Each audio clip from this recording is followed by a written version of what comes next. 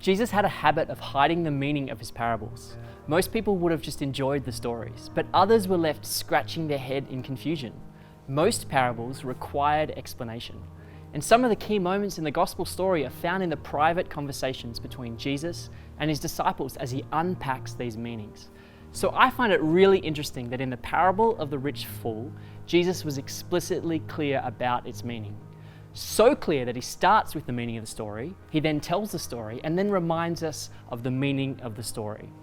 Before Jesus tells the story of the rich fool, a man in the crowd asks Jesus to give a judgment over an inheritance dispute.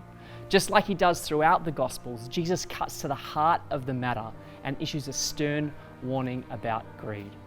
Then he said, "Beware of every kind of greed. Life is not measured by how much you own."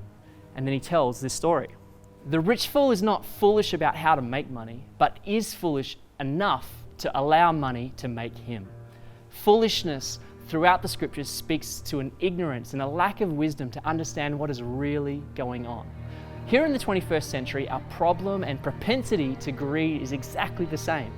In our modern time of unprecedented conveniences, impulse purchases, and social media, in our developed world wealthy context, our foolishness is to think that comfort and convenience is the ultimate pursuit, and our ignorance to the reality that our desire for more things will never be satisfied by more things.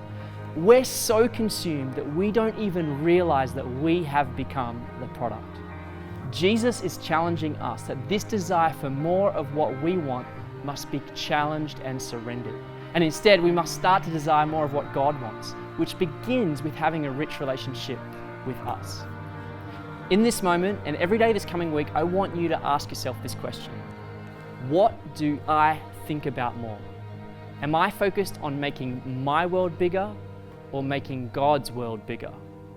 Does your creative energy focus on creating opportunity for yourself or for God and His kingdom?